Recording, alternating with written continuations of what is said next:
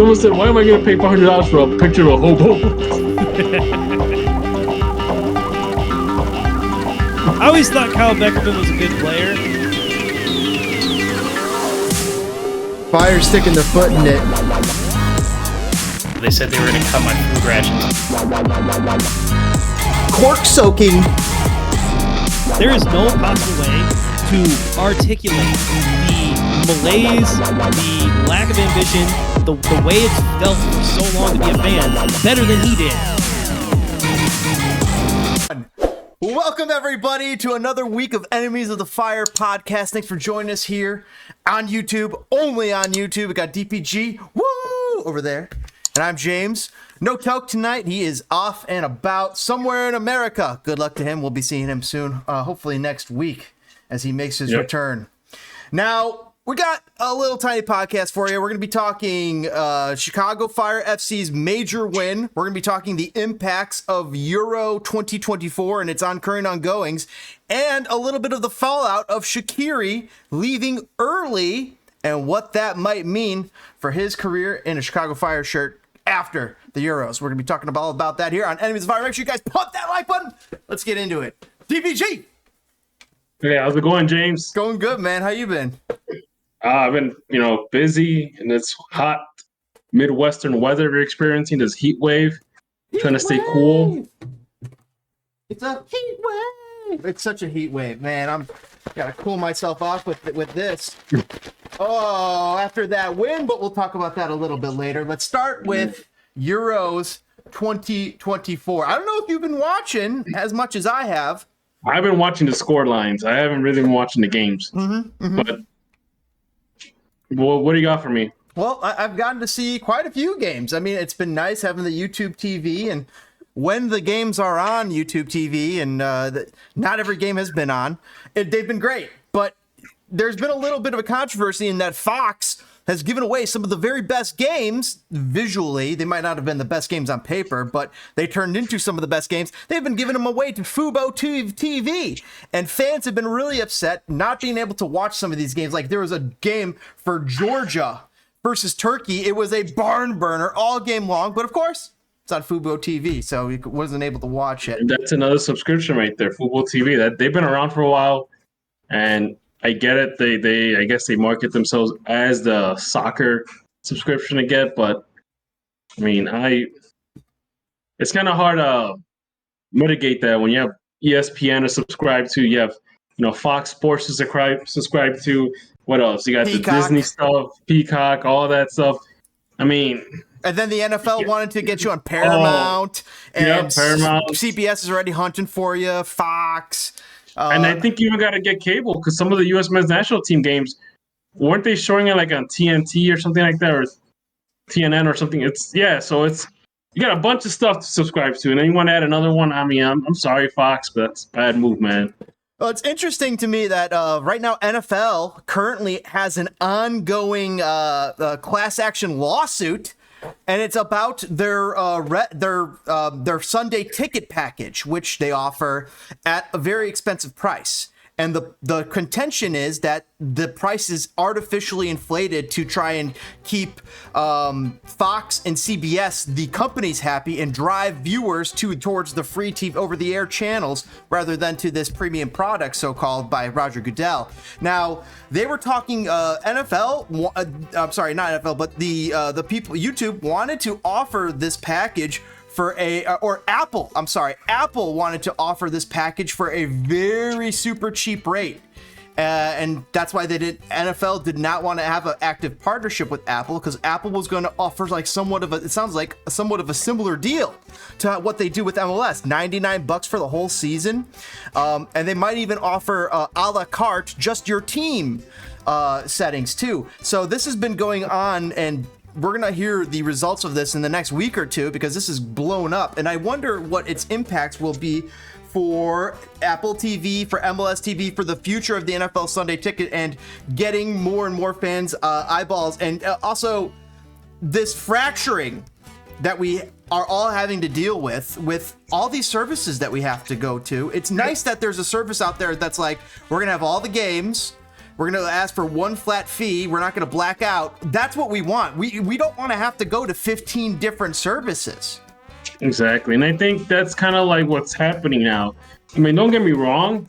The fact that we even have a choice it's good news. Because if you've been watching soccer long enough, you remember the days of having to watch soccer on pay-per-view.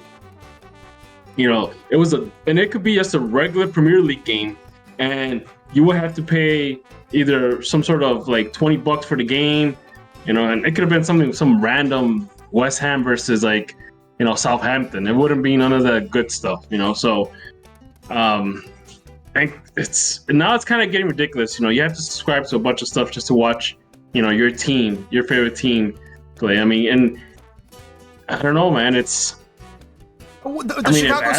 the Chicago sports teams are now all having a new channel come up too. They're leaving Comcast Sportsnet behind, and I'm like, I don't want to pay for this premium channel to be able to watch the Blackhawks, the Bulls, the White Sox, the Cubs, or all of it.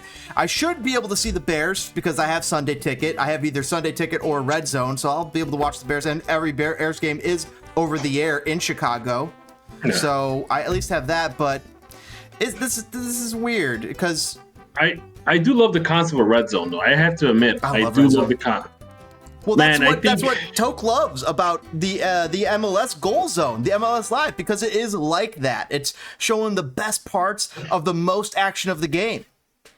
I don't know if they still have this, but I remember back in the day, especially for like the Champions League, I forgot what it was. I remember I saw this years ago at a buddy's house where he had like 4 or 5 different Champions League game on the TV, and this guy had a widescreen TV, so he had all just different games playing at the same time. I don't even think that exists anymore, but that was a cool concept. It reminded me a lot of Red Zone. I have a question for you. What's your top 3 best services to watch soccer?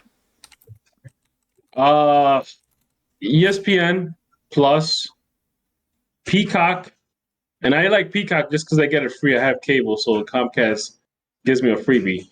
And I guess because I follow the fire, Apple TV.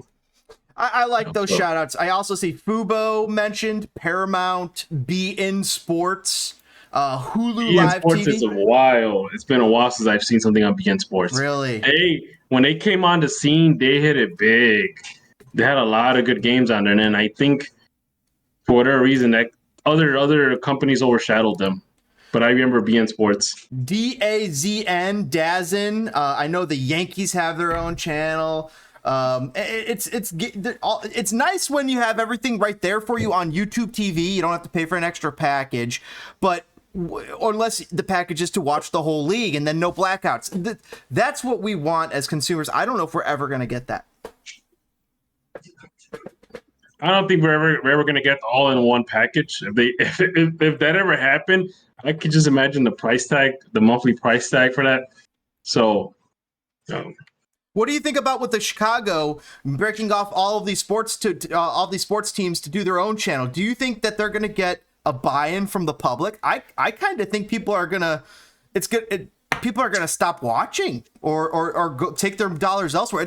Look at what happens with the movie theaters. The movie theaters offered a product that, people used to want, but it's just been replaced by ease of access. Yeah. Because, I mean, the thing is like if you go to the movies, right, you kind of get enticed to get the popcorn. You get enticed to get the drinks, the candy. And if you have little ones, you can expect them to be hounding you for stuff. $20 a ticket. So how many little kids are you bringing? 2, say, plus 2, you or 2, and already me, the wife and the kids. Like I'm already at I'm already at $80 right there. Before popcorn. And then the popcorn, you add the popcorn. That's another $20. But no, little Timmy wants slushies. Little Timmy wants candy. You add that on there. Before you know it, you're already like at 150 in the hole, man. Yeah, it doesn't seem sustainable. But here you are, a season ticket holder. You don't necessarily, and you're a season ticket holder for soccer for your chosen sport. So you have a complete buy-in. Did you renew, by the way? So you know what? I wasn't going to renew. I was set on not renewing, and I was like, screw this. This team is, that's a whole different other situation. But I kind of I think I'm just gonna pull the trigger and do it again. Maybe one more season. It's because you can. Financially, it's not that big of a hurt, and plus, it's something that you love. I mean, the nice thing about the tickets is they're not as expensive as the Cubs or the Bulls or the Blackhawks. And the thing too is that my rep is kind of throwing a bunch of freebies if I could resign, or get them again. And also more or less is my son is already, he's a little bit older now. He's getting to be that age where you can finally take him to a few. And I took him to a Fire game this season against the Montreal game. And I'm planning on taking him again. I think in the middle of July, not the one on a Wednesday, but on the Saturday game. So I'm planning on taking him. So it's like, I think it'll be a great way for me and him to kind of just, go watch a soccer game together, go do stuff together. So yeah, why not? That's why me and my brother originally committed to it, because it's like we were living in different places, so we're getting harder to see each other. This was at least a way that we were not necessarily forced, but there's a bit of the obligation to at least to go, and we definitely enjoyed that because. And we loved that. It always brought us together. We could always bring a few buddies if we had a few extra tickets, and man, hanging out in that parking lot is just so fun with your buddies. It's funny you mentioned that because the only time I can ever get my brother to go out to a Fire game is when they play at Toyota Park.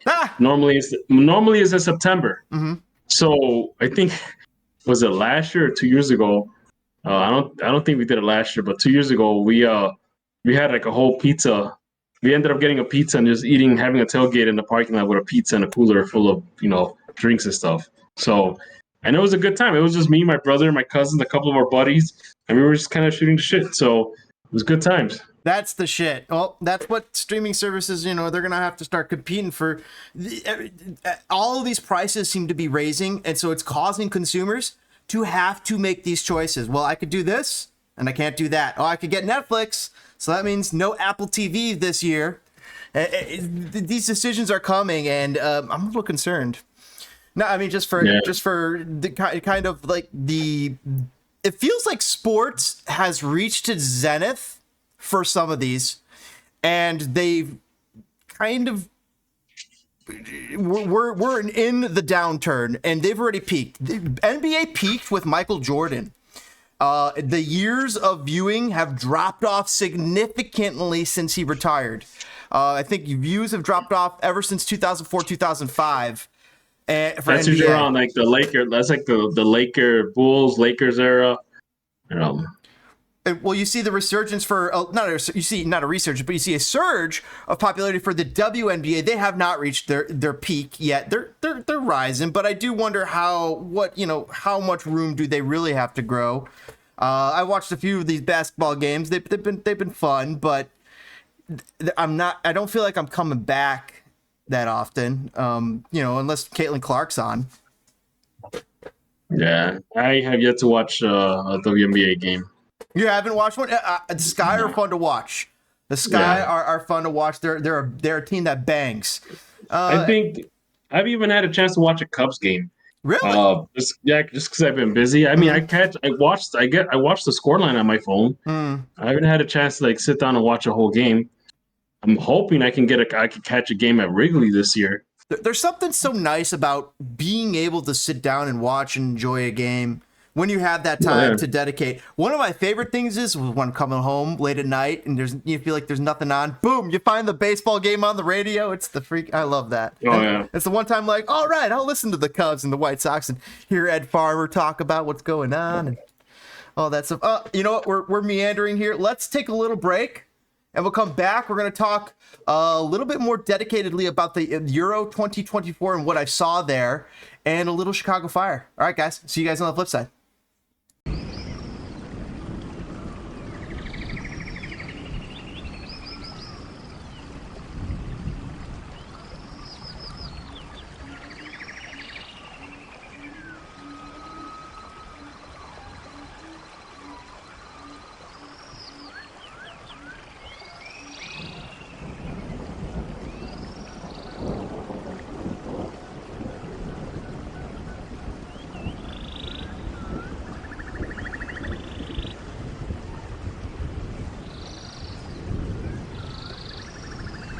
Welcome back.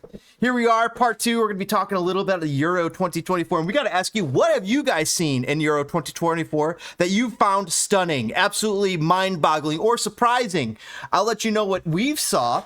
Harry Kane, not being that great. England, struggling. France, dominant for all of 3 minutes before losing Mbappe and taking some of the wind out of their sails. I imagine they'll right the ship. Spain, playing out of their minds. Germany, playing out of their minds. This has been a fun little show to start off. Let me see if some other significant scores I saw. Switzerland beating Hungary 3-1. Of course, Shaqiri, I believe he featured in that. Let's take a look at the lineups there. Shaqiri did not feature. Did not feature in their 3-1 win. As is Switzerland moving past Shaqiri. I mean, the Fire let him go early. They play tomorrow at 2 p.m. I won't be surprised if Shaqiri grabbed all his stuff and just went back home. Like, no, like just got the moving trucks ready, got everything out, not planning on coming back. You know, he's just gonna. Yeah, I think. Yeah. Honey, but pack anyways, the skis. Pack the skis. I'm going to Switzerland. Honey, ski season isn't until December. I know. He ain't coming. Yeah, I wonder if he's coming back. But should he come back? I saw fans writing messages to him saying, "Good riddance, don't come back." And I was like, come on, guys. I felt like that's a little bit of an overstep. Like, this guy, he's fought for us in our jersey. He tries. He's out there playing defense, and it's so unmotivating to play for Frank Klopas in MLS in this current situation. I could feel for Shaqiri in that regard from the highs of his career. However, he's a paid professional. He should and he should be doing a little bit more. And by a little bit more, it's like, have you guys watched him play? He's actually running his ass off on defense for most of the game, because Frick's tactics are not offensively inclined. However, True Marty did point out that their record without Shaqiri is impeccable. Oh, it's much better without Shaqiri. And that's a problem. That makes him a liability. And you know what? This team can be talented. And they kind of shown flashes of it these past 2 games. Do you think that's going to stay? Do you think that this type of flashes could actually become consistent for the rest of the season, and this turns into a playoff-making team? No. You think these are just flash in the pan, down to the players having a bubble up of camaraderie and the energy, and that you don't think it's going to be their next game? No, I think, we see this every season with the Fire, that they'll put together a couple of good string games in the summer, and then they'll just fall off again, and they'll just spiral down and become easy points for the other team. And I think that we're gonna see that too.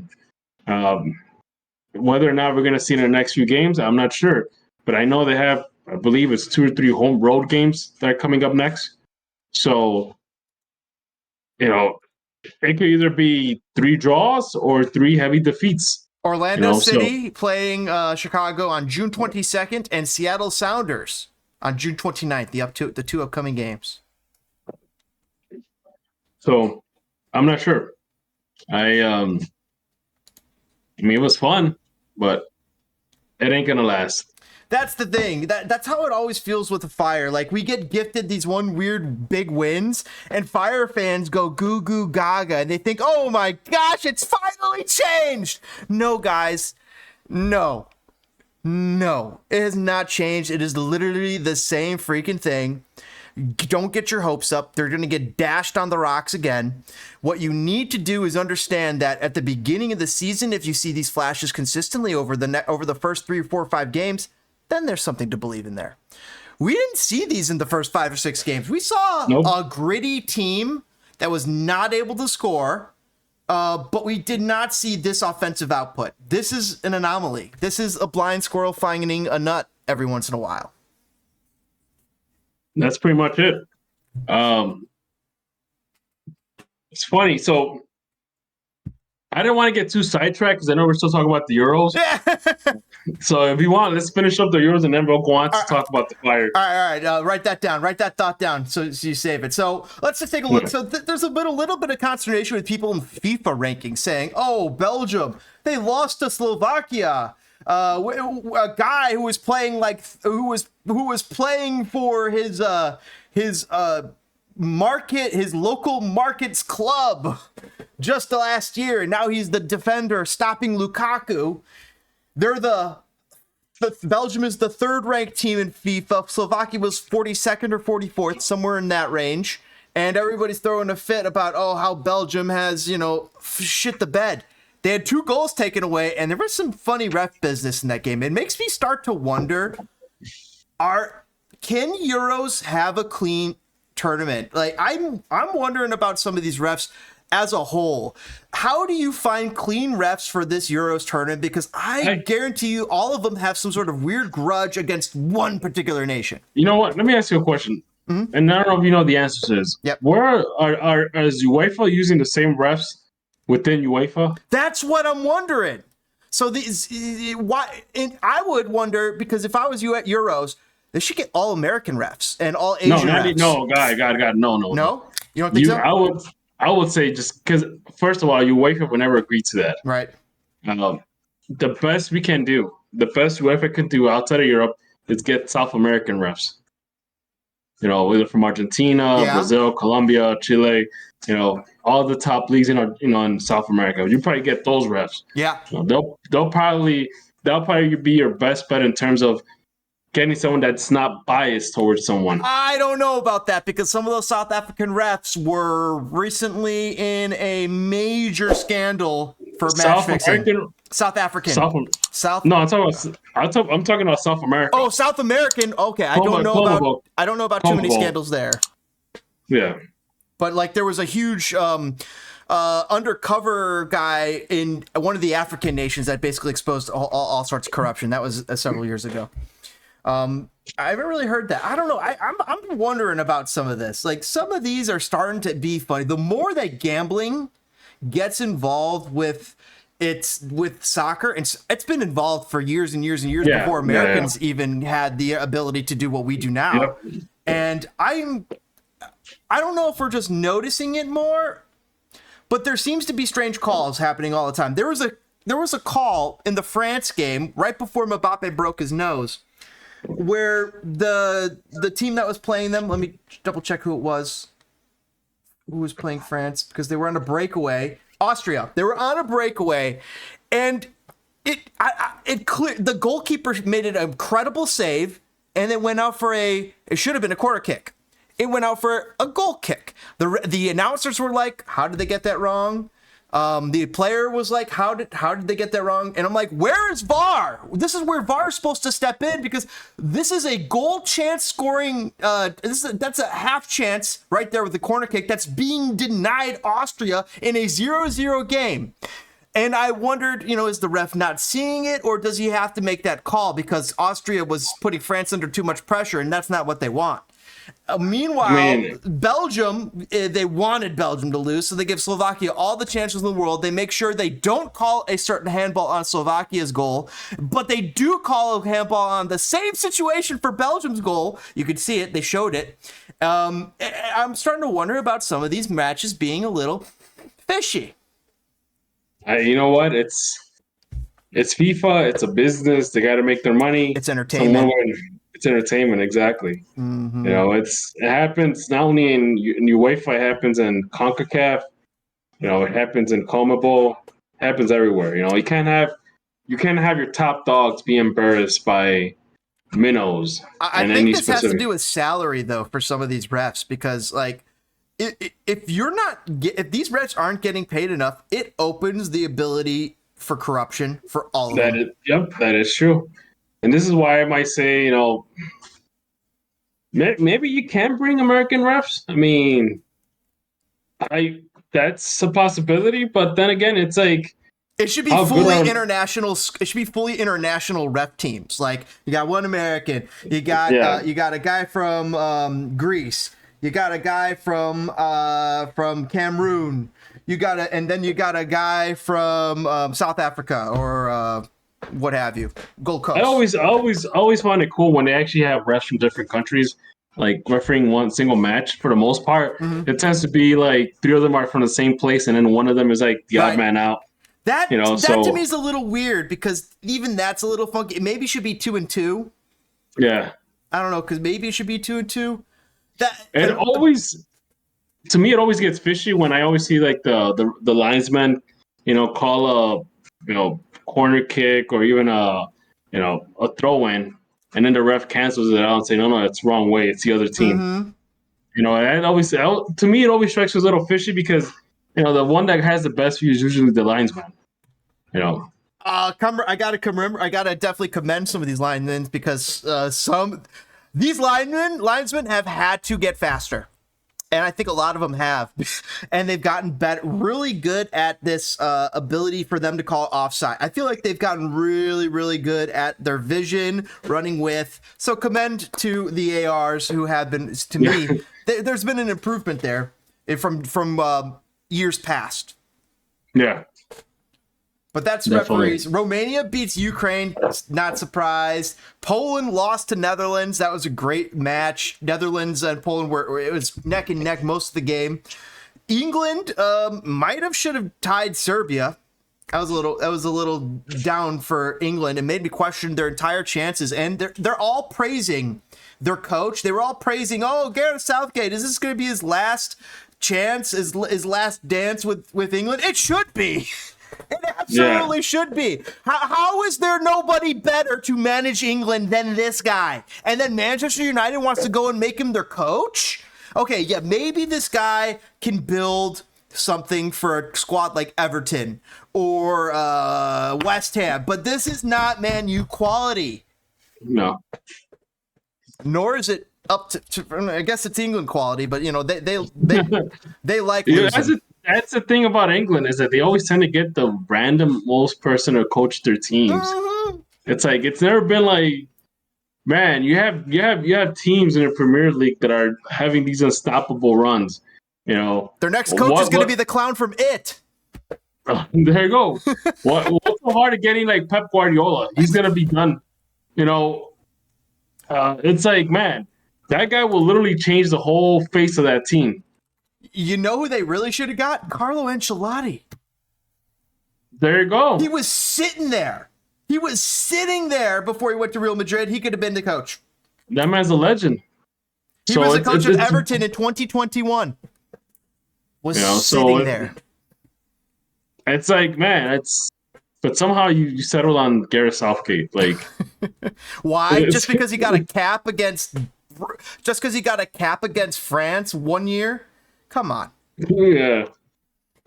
I'm not too. You know what? I used to really root for England, but I feel a little down on rooting for England lately because I've been feeling like Americans have been getting hated on by English, and specifically because of the American owners that have taken over Manchester United or Liverpool. So I've been hearing these vitriolic attacks on the American ownership. I hear Roy Keane, who I love, taking shots at it, and it's just like it makes me a little bit like, you know what? So this is what I was saying.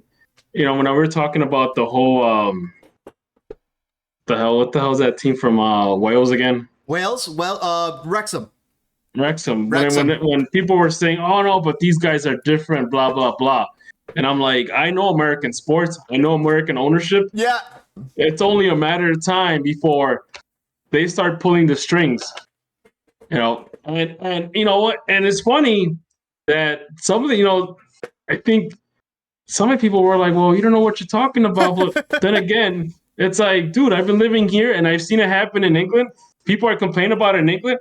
What makes you think that, it won't happen to Wrexham if they get to that level? So it is what it is. How can it not happen, DPG? Do the math. Do the numbers. People want companies and corporations, want businesses to actually not be in the business of making money. They want them to be in the business of serving them, which the best businesses are, by the way, the best at serving you and also getting their take too. Yeah. So American ownerships and European teams, that's like Oh man, it's gonna be rough for you guys because these guys, most of these American owners don't act like they're stewardess of the club or stewards of the club. Mm-hmm. Rather, they act more or less as, hey, how can I make money off this thing? Well, look at the property that was what's his face, Deadpool, that he owned before. He owned the wireless company. He sold it. Yeah. However, and the question was, after him selling it, are they going to jack up the prices? Are they going to change things? Well, to their credit, that company has not. Not. So that is what at least one past indicator for Ryan Reynolds that maybe he might be different. Him and Rob McElhenney, they might be different types of owners. However, that's just one instance, and we don't know. There's going to be a point where you get so big that Wrexham fans are going to be like looking at Manchester United like, why can't that be us? Why can't we be Manchester United? We got international backing. We got a new stadium. We got a new biggest stadium. It's still the same. It's upgraded. Why can't we be as good as Manchester United, who's now permanently 8th place anyway? The funny thing is that when the Glazers took over Man U, they put that loan that they took out to buy Man U, they put it on top. They put it towards the club, meaning that it was going to be the club's debt, not their debt. It was going to be the club's debt. So those $800 million or whatever amount it was, despite the fact that the Glazers took out that loan, rather than they themselves putting that loan for them, they put it on the club. So that was like the big controversy back then. Does that impact their financial fair play? I wonder. This was back before they even had financial fair play. Oh, okay. This was back in the early 2000s. They put that money. They basically gave that loan to the club. They said, okay, here, this is what we spent on buying you. So this, $800 whatever $1 million loan, it's now going to be your loan, not our loan. It's going to be your loan. So did Manchester United now own the Glazers like that? Because it's like that seems like a weird middleman. Yeah. Like, oh, we're just the middleman. We got you the loan, and now you owe us. Yeah. That seems funky. But Euros has been fun. I thought I would be more into it than I am. I am not terribly as interested as I thought I was going to be, and I wonder if it's because American players aren't playing in it, or if it's because it's summer and I got other shit going on. But there's also a part of me that's like, wait, this is kind of like set up for the Olympics. Not the Olympics, set up for the World Cup. This is kind of a nice pre-World Cup tournament. It was a nice sampling of great soccer matches. Yeah. So I'm just surprised that I'm not more interested and intrigued to watch some more of these matches. But however, I have caught a little bit of every single one. So, I mean, I must be interested somewhat, despite me proselytizing to the different. Man. They've been easy to pop on for the most part when they're not on that Fubo TV. So just have them on the side. I got put them on my phone or something if I'm at work and take a peek at it every so often. We're going to have Croatia, Albania. Albania's been having a lot of fun. Germany, Hungary, Scotland, Switzerland. So Shaqiri might be going against Scotland tomorrow. If they're going to play Shaqiri at all, he should play against Scotland. Scotland's not been playing well. They also have Germany. I don't know if Shaqiri plays Germany. However, he's got experience against the Germans. Former Bayern Munich man. Yep. All right. Should we shut it down here and come back? We'll talk fire. Sounds good to me. All right, guys. Thanks for hanging out here on Enemies of the Fire. When we come back, we're going to be talking shit on Shaqiri. Stay tuned for more. And Chicago Fire. See you guys on the flip side here on the show. Comment below. Hit that like button. I'm going to see how long I keep talking. Okay. Moment is in.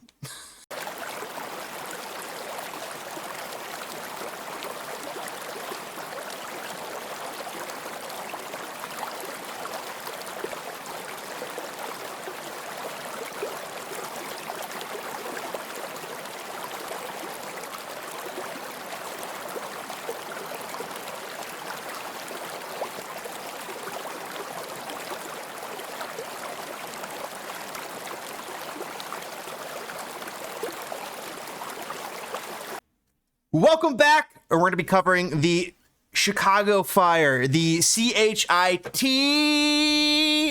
That's chit. That's not what you thought it was. The Chicago. No, I was just trying to break the censors there. Really, but Chicago has been shit for so long. Are we moving past this with this 4-1 win here against an MLS team that really isn't that good? No, we're not. I mean, Toronto has been up and down all season. I'm surprised that they shit the bed that badly against the Fire. Yeah, I mean, that was a surprise win. I was expecting Toronto to pretty much walk over us. They're a playoff team at the current. However, this happens in MLS where a team, if they're doing well, they'll have an off game. They'll look at Chicago and be like, you know what? Let them have it. Yeah, I mean, but the thing is, it happened against LA, which nobody was expecting. Then now it happens against Toronto. Have you noticed the pattern? Those are against the big teams. Yeah, that's the thing. I don't think it's going to happen against Orlando. I don't see the Fires getting out of Orlando with a win. Or Seattle. I definitely don't. Or Seattle. And then they got to face Philadelphia, but Philadelphia right now is like turmoil right now. You got a bunch of situations going on in the locker room. Yeah, I was hearing their Wagner players. losing his. He's losing his cool. Talking about he's actually the management and the decisions. He's talking about the club, how the club doesn't care and doesn't want to buy players and stuff like that. Blah blah blah. Fans probably love him. Philadelphia fans probably love him. Management hates him. Don't be surprised if he gets him traded. Don't be surprised if he gets traded for pennies. Their best player? One of their best? Yeah, that'd be embarrassing. And it'd be Chicago Fire's game. Go ahead, make that move, Heights. Heights is too. I don't see Heights doing it. He's not. He's more worried. No, he ain't gonna do it. He's not savvy. He's not savvy enough. No, he's not savvy. He's not a lot of things.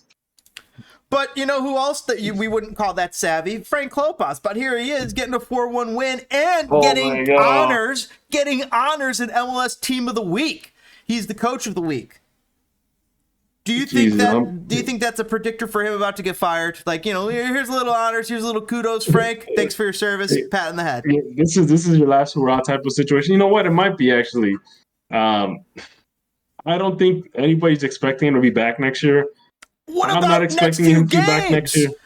I can't believe he's still here now.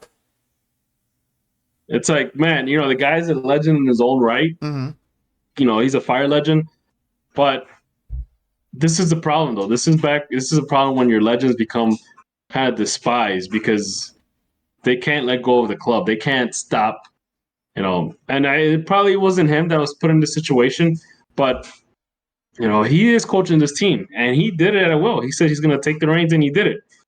But now it's gotten to a point where people just want him out the club. Go do something else. Go be an ambassador or something. DPG, when do we pull the plug on Frank? I mean, we already have, but when can the Fire pull the plug? He gets a win here. They're 18th points. They're 2 points out of 9th place. They are within range of the playoffs. How can you right this ship? Does that involve canning Frank and bringing new blood in, or does that involve in believing in Frank? You know what? At this point, this late in the game, I think you just have to kind of ride it out with him. If you're going to bring someone in right now, it's just going to make the situation worse. I think at this point, you want to give a new head coach as soon as the season ends. It's halfway through the season, by the way. Yeah, I think they played 34 games. So 18 plus 18 is 36. So that's plus 2. So we're more than halfway through the season. So the last game of the season, whether or not we're in the playoffs or not, you should pretty much just kind of say, you know what, the Fire have parted ways with Frank Klopas. If they don't make the playoffs. Yeah. Well, either way, even if they do make the playoffs, I still will want to see that message right after the last game. The Fire have parted ways with Frank Klopas, and then maybe a week later, get a whole George Heights and the other guy are going to be, worldwide, Mansueto CF97 ambassador or something like that. and basically saying that I can't take Frank leaving without Heights. Heights and Frank got to be a package deal. Yep, that's what I'm thinking. That it has to be kind of like in that same vein. Like have Frank leave first, and then a week later have Heights leave with the other guy, and then pretty much just kind of set the stage to get a new GM, to get a new head coach. And this is something that I want to see Joe Mansueto actively look, not more or less leave it up to Heights, because Heights is just going to get someone that's going to ruin everything. So if he intends to keep George Heights in this club or in this organization, so to speak, ship him out to Lugano, get him away from the soccer operation of things, bring someone that is competent and could bring a head coach that can actually mold this team into a good team, not just be a body that's breathing. Do you want them to look within MLS for this next coach? That is a good question. A former coach, a coach who's currently maybe going to get fired, an out-of-job coach, or an assistant on somebody's staff.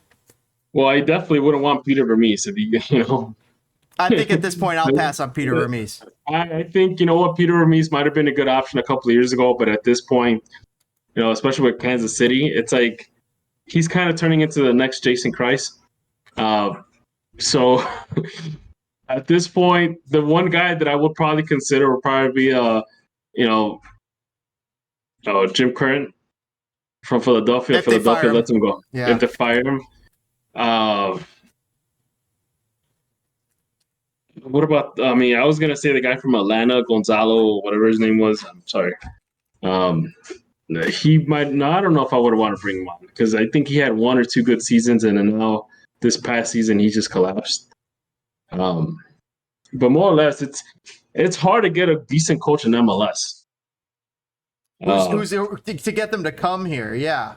Yeah, and it's hard to get them, and it's something that Joe Mansueto kind of needs to separate himself from George Heights and kind of take this on himself, or at least, have conversations with someone that has some sort of soccer knowledge that's not George Heights. And that's not George Heights. Somebody who knows MLS.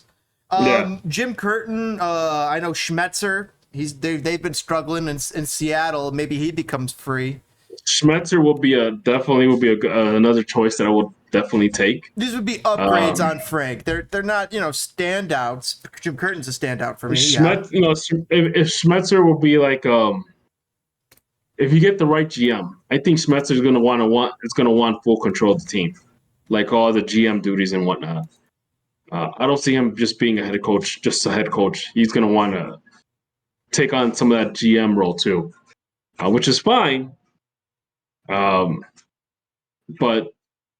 it's like if you bring Bruce Arena. Bruce Arena is going to want control of everything, from the academy to the GM to head coaching. I would be okay with Bruce Arena. And that's the thing that you got to keep that in mind, is that these are guys that are going to want full control, and that's something that as long as George Heights is in this team, it's not going to happen. He's not going to let go. He's going to, it pisses me off that he's still here. Like, if somebody screwed up their job this bad, this long, either there's something going on with the company. So, it's with this club, it's like either Joe Mansueto's lazy and doesn't want to bother looking for a new GM, or he's believing everything that George Heights is telling him. Like, he's saying, he's probably believing him. He's going to turn it around and whatnot. I got a question for you. Who would you rather have, Jim Curtin or Brian Schmetzer? You know what? You kind of have to go with success here. You got to go with the guy that's won trophies, and that's Brian Schmetzer. You're correct. Brian Schmetzer has one more trophy than Jim Curtin. Let me do the math. 1, 2, 3, 4, 5, 6, 7, and let me do this. 1, 2, 3, 4, 5, 6. No, wait, 1, 2, 3, 4, 5, 5. No, 7 of 5. Sorry, 7 trophies for Schmetzer. Those are the CONCACAF Champions League 2022, MLS Cup 2016 and 2019, And the other ones, I don't know if they count. That's three great trophies though. CONCACAF Champions League and 2 MLS Cups. The 4 that I'm like questionable about are Western Conference championships. Meaning he was the best team in the Western Conference. 26. Meaning he was in the championship game. 2016, 2017, 2019, 2020. Now, was that a product of the GM? Or is that a product of both? I think it's a bit of both. The question is whether or not Seattle's going to let him go. That's a good question because he is such a good coach. And who are they going to find that's better? I'll compare him to Jim Curtin. Jim Curtin won the Supporter Shield 2020, which is best record in MLS. MLS Cup runner-up 2022, has not won MLS Cup. And he is U.S. Open Cup 2020 runner-up 2014, 2015, 2018, which means he's lost 3 U.S. Open Cups. Jim Curtin is the inferior coach on a trophy level here. Yeah. When compared to Brian Schmetzer, Brian Schmetzer will be a monumental upgrade over Frank Klopas if they could pull it off. And I think if you were to tell me which of them two was closest to getting fired, I would probably say Jim Curtin's probably closer to getting fired than Schmetzer. But I don't know. I mean, Philadelphia is in 8th place right now. They're in a playoff position. Meanwhile, Seattle is, I believe I said, in 9th. So they're both struggling. And if one of those teams misses the playoffs, they could be on the outs. Yeah. And well, the hardest thing is the fact that GMs don't want to come to Chicago. It's like this is kind of have to be taken at a personal level by Joe Mansueto to kind of sit down with these potential candidates and tell them, hey, I need you to help me build this team. And he needs to kind of have like a heart-to-heart, with potential candidates, because this is not a destination where people want to come. Not from a player standpoint, not from a managerial standpoint, not from a GM standpoint. That's why we couldn't, we couldn't get the guy that went to Atlanta, Lagerway. So I wonder what about Caleb Porter. I wonder if he was offered Chicago and he just said nah. But right now he's struggling so bad with New England. I am wondering if he's starting to regret his decision. He is a very decorated coach. MLS Cup 2015, Western Conference champion 2015, MLS Cup 20. That was with the Timbers. Now with the Crew, later with the Crew, MLS Cup 2020, Campeones Club 2021, and with New England, nothing. If he gets free, if they send him free and to cut him loose after 1 year because, maybe things aren't working, do you see him as an upgrade over Frank Klopas? That's a tough one because, it could go 2 ways. And this could go 2 ways. It can go either the Jesse Marsh path where he wasn't that good in Montreal, but then, when he had his second stint in New York, it just took off. Or it can go the Jason Kreis way where you're pretty much a head coach that's relying on past glories to kind of get a job and nothing happens, And this is kind of like one of those things where I don't Caleb Porter strikes me as that kind of guy that might be like the next Jason Kreis. He's a clear upgrade over Frank, but he's a clear upgrade over Frank at this point. But your point, and it seems a lot of people's point, he burns too brightly, too quickly. He wears out his welcome seemingly very quickly. That these teams that even though he wins the championship, that they want to move on from him. And he wants a new project too. So does he have commitment problems? And the same as did he walk into the wrong situation with New England? And to me, I would say Jim Curtin, Brian Schmetzer, Caleb Porter, if any of those 3 guys come free, you got to give them a call. And I think about it is that fire. Man, look at what happened to Ben Olsen. Ben Olsen was managing probably one of the worst, DC United teams. He had that one good season where they won the U.S. Open Cup, and after that, he was just struggling with them to the point they let him go. But look at him now. He was managing Houston. He's managing Houston, and Houston's doing really good. Houston is currently in 7th place. They're doing well enough, and last season, Yes. last season they did pretty good. So it's, I mean, it can happen, Caleb Porter might, whether or not he'll do better in a team that actually has deep pockets. That's something that we have to wait and see, because I'm not sure how deep of a pockets Robert Kraft has for the New England Revolution. Mm-hmm. I'm not expecting a ton of support. Mm-hmm. So, imagine if we were to coach a team that has money to spend and spends money like the Chicago Fire, whether or not he can actually put together a great team that can be competitive.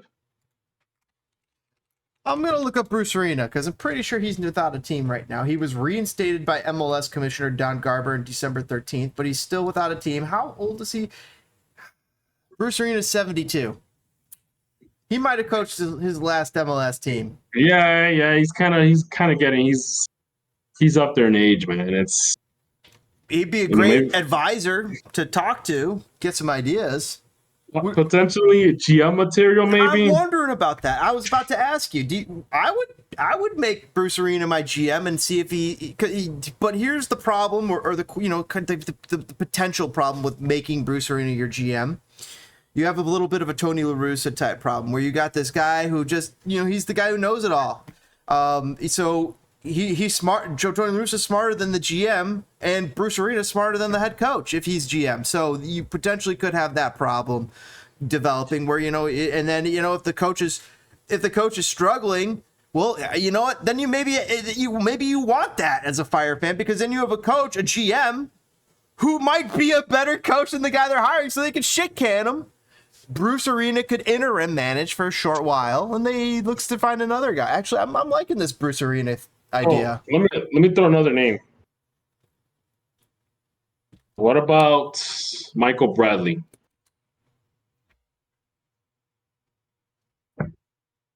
He's an assistant under his dad, and I'm thinking that what was it, the club Stuybeck? Or is it too soon? It might be too soon. Give me Michael Bradley.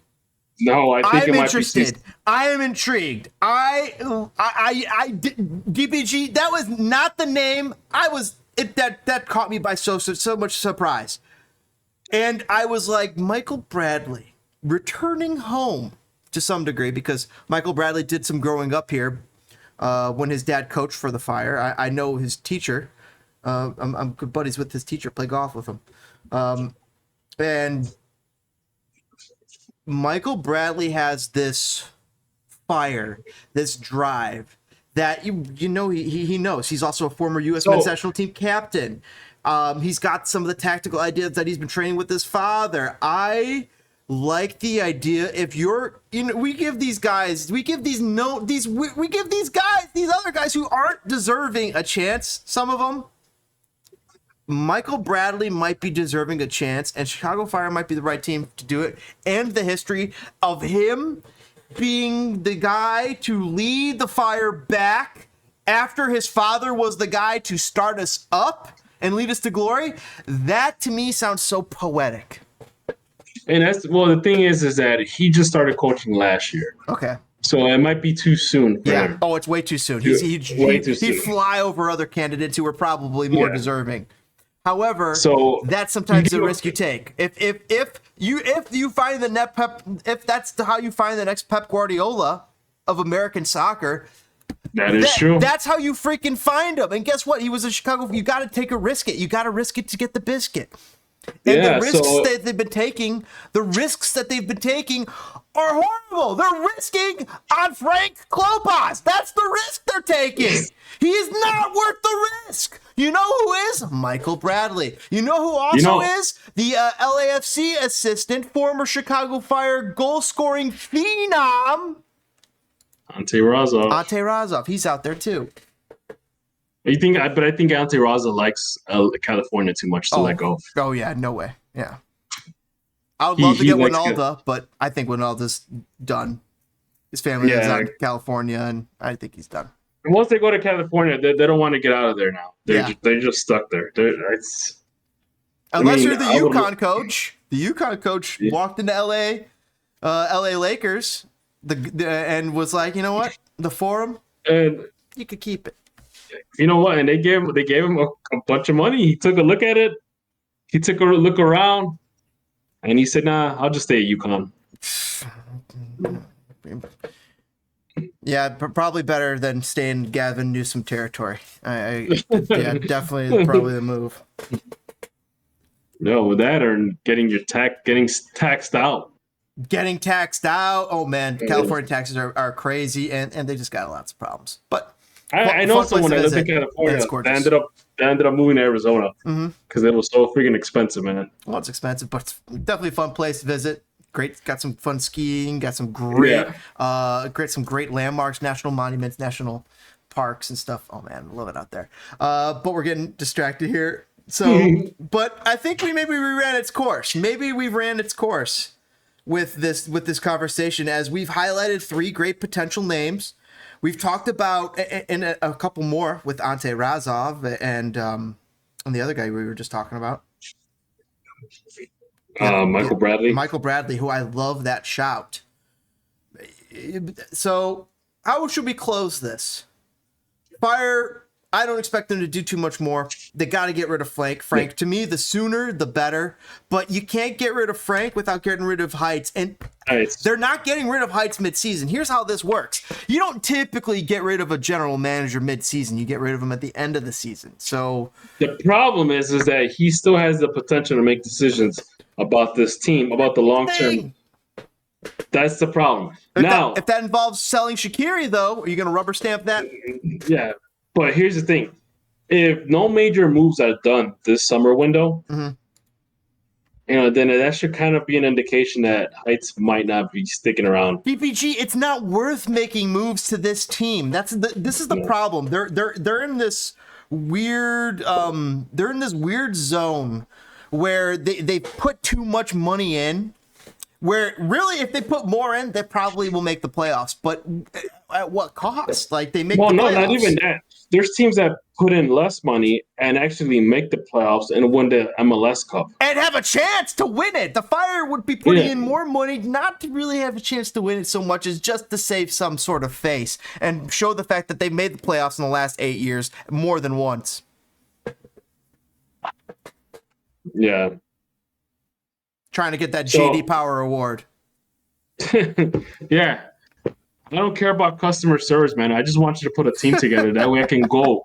If you want me to have great customer service experience, just put a team that's going to win. So I can actually sit down and enjoy watching playing. DPG, I don't even think you need a winner to be entertained, because look at what's going on with Caitlin Clark and the Indiana Fever. They're horrible. Their team is not good. They're amongst the last place. However, they draw. Why? Because of the one word I say every time when we talk about this subject: spectacle. Fans demand spectacle, and they respect spectacle. They attend spectacle. Once Chicago Fire has some sort of spectacle, something like a Zlatan Ibrahimovic, something like a Wayne Rooney, which those are shows on wheels. Once they have something apart with that, Caitlin Clark, a Leo Messi, it has to be a spectacle. There was Bafetemi Gomez who was out there who does the crazy line. He would have been a great addition to Chicago because he would have become appointment television for Chicago. They need to find that unique hero for Chicago Fire, and that involves a spectacle, someone special who they don't have to be the greatest of all time. They don't have to be the Messi. They don't have to be the Ronaldo, but they have to be the greatest at something, and that could have been a Balotelli. Yeah. A Balotelli would have done it. That's a spectacle I'm talking about. Yep. And if you guys have any other ideas for spectacles, put them in the comments below. I want to hear any ideas for soccer spectacle names that you would like. Would Xhaka do it? No, I don't think Granit Xhaka does it. What are some other names from some of these Euros? Andrea Pirlo, if he came to the Fire, I don't think that would have done it. That's not spectacle enough. Lampard, I'm sorry, wasn't spectacle enough. Rooney was spectacle. Like, there's this criteria for meeting spectacle. By the way, Kuipers just got reminded in my head. Playing really well for the Fire, but just Very expensive for a bad team that spent so much money. It doesn't make what? sense. The thing is that Kuipers is not even playing. I don't consider him a bust because the man tries, but he has no service. No service. Well, you saw did you see the lineup that they played last time? They played 3 in the back plus 2 wing backs. They're playing a 5 in the back system. Mind you, no Chicos last game. Yeah, he was getting his green card. Oh, really? Good for him. Yeah, he got his green card. That means he wants to play for a little while longer, but I'm sorry. Last game showed that he shouldn't even be starting. Last game showed he should not be starting. Do you know who started in his stead? Dean. Turan, Dean, Pineda, and Suquet. There's your back 3. Guess what they all have in common over Chicos? They're all way faster. All of them. All of them. And Pineda scored a goal. And Pineda scored a goal from the back line. Being a part of the back line. Aragoni also starting to turn on. We've always saw flashes from Aragoni. Yep. We've always liked what we saw from Aragoni. We've always thought he had it. And it's nice to see him get a goal. Haile Selassie got a goal last game, finally. He needs to find some confidence because I expected a lot more out of Haile Selassie this year, and I have not gotten it. We have not gotten it out of Haile Selassie. He's been a super disappointment. As disappointing as the other, Christopher Mueller has been, Yeah. Guti, not necessarily a disappointment, but No. I'm wondering how much we can really demand of Guti when he's playing out of position most of the time. But this last set lineup might have gotten him to closer to that place where he works. How'd you like his play last game? He did good. I thought he was serviceable. I think the thing about Guti is that he tends to be inconsistent. There's games that he will just take off, and then there's games where he kind of just, he's a background player. He doesn't really do much. Nothing happens. I don't think we should put all our eggs, as far as our attacking midfielder, relying on him. I think this is the part where you need an experienced attacking mid to kind of direct traffic and make plays. You need a midfield general. Guti's not there yet. And it's just, I don't know. It's just, you need somebody. The way that they're playing DPG, this is a counter-attacking team. This is not a possession team. This won is this not a game. build-up team. This team won it on 38% possession. They were playing counterattack all game. They had to play defense most of the game. And that's why Shaqiri, people are really upset with Shaqiri because the dudes had to play defense 90% of his freaking season with the Fire because they just don't have the ball. I think, and nowadays you have your number 10s that have to go back and play defense. I think the days where you had 10s that didn't have to play defense, that could jog back, those days are over. Now you kind of need a very active number 10 to kind of do some defensive work. And this is something that was announced with the commentators too. I forgot which game it was where they said, it's gotten to a point where we're now, this game has evolved to a point that even the number 10s have to defend. Absolutely. They can't just be standing up there all the time unless they're Leo Messi, I guess. Yeah. He might be special in that way. DPG, I think that was a heck of a freaking podcast. If you guys think it was too, comment below, let us know what your favorite part is. We had a couple questions we asked you along the way, especially like what you've been liking out of Euros, what the Chicago Fire need to change, if anything. Do they need to just let us know? And are you guys ready for Copa America 2024? Check out our video we released last week. We were talking Copa America 2024 and giving our predictions. It was a blast.